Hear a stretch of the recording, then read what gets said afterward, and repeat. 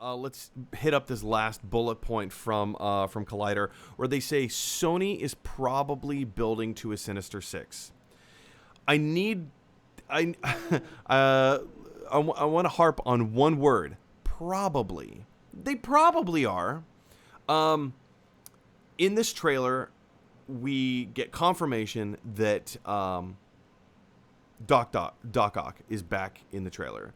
There's one sequence, and it's probably 1 second long, maybe less than a second. We see tons of lightning bolts, so probably Electro. We see the little pumpkin grenade bomb with a cackle of who is probably Green Goblin. Again, that might be a misdirect. That might actually end up being Hobgoblin. Who knows? It's probably Green Goblin. Probably, right? We know that Morbius, Sony's working on a Morbius movie. We know that Sony's working on a Kraven the Hunter movie. We know that Sony has a whole bunch of Venom movies out right now. Or I guess Let There Be Carnage will be delayed even further, probably until January. That's a whole other story, right? So there's 6 villains right there. We also have Vulture that exists in the MCU Spider-Man movies. They've already introduced Mac Gargan, who is Scorpion. Thank you. Scorpion. We've had the Shocker. We've had 2 incarnations of the Shocker. If you want to delve into the Andrew Garfield movies, we've had Rhino. We've had the Lizard. The Sandman was brought up in the Sam Raimi movies. So I mean, like, there's so Spider-Man and Batman, 2 characters that have the greatest rogues gallery of all time. I would actually argue Spider-Man has a better rogues gallery, but I mean, whatever.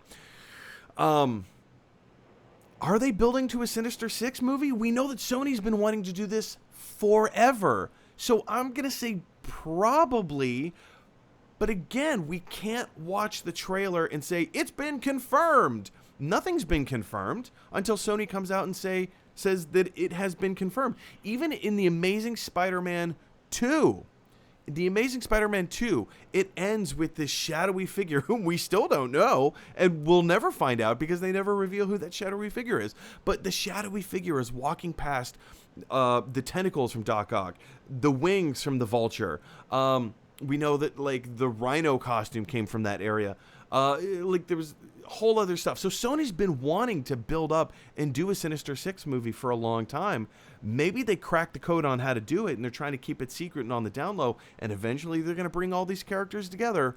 Who knows? And as Moses points out, all of this could be contingent on Mysterio being alive. Maybe he's still, like, that's always been my takeaway from Spider-Man Far From Home, is that, did Mysterio die? I mean, did he? Because he's Mysterio.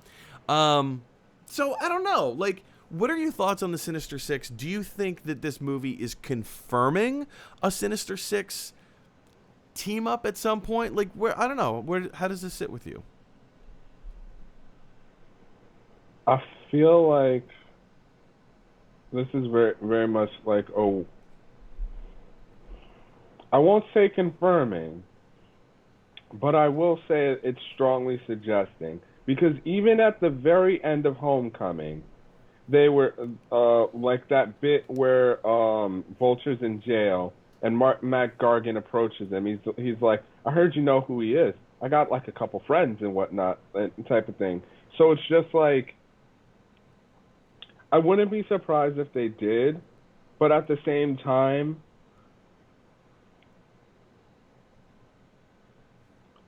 I'm holding out reservations before I can say they fully are, because even within their own universe, they're about like, first of all, Spider-Man, knocking on wood here, Spider-Man's not going anywhere.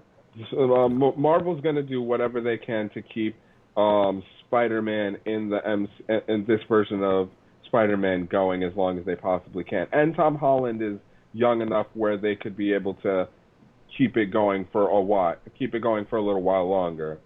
So even from, like you said, even in the first movie, they had Vulture, Scorpion, Shocker, the Tinkerer, yeah. the Tinkerer, and now you've had Mysterio to the mix. All you they really also need, added Miles Morales' uncle, the Prowler. yeah, the Prowler, the Prowler. So even and we, so even with that, you're literally a movie or two away from having a Sinister Six alone, just alone. So they really wouldn't have to do much. It's just like for a Sinister Six, but I don't know. We'll just have to see. And we just have to see. I mean, yes, it's great that all of this excitement for the Spider-Man movie is coming. We finally got the trailer and like all of these theories and everything. But more to your point earlier, it's like we need to temper our expectations for the simple fact that it's like I will never forget like the few minutes like after seeing the trailers. It's like I can't wait to see what happens next. Not necessarily like, oh, let me go rewatch the trailer like 15 times to pick apart. Okay, this is where the movie's going to be. This is where the movie's going to happen. At exactly 42 minutes, this is going to be the appearance and whatnot. It's just like, I love these movies because I want to discover what story's going to happen, not necessarily to watch the movie to be like, see, this happened exactly like I told you type of thing. I think we just need to remember that these people, for better or worse, were hired to do a job, which is to tell a story about a Spider-Man, in this case, a Spider-Man going through a certain episode in its life, not necessarily to tell them how to do their jobs or predict it before they do their job. It becomes the danger. It becomes the danger, and I think this is why they don't want to release trailers too early, because when you release a trailer 6 months out, we start like getting into these fan theories and, oh, this is what that means and this is what that is. And then when those things end up not happening on screen, we tend to be a little disappointed. But hey everybody, thanks for watching. If you like this video, click like. If you really like this video, click subscribe. And if you really, really like this video, click share. Because that is exactly what Michelangelo from the Ninja Turtles would want you to do. Teenage Mutant Ninja Turtles.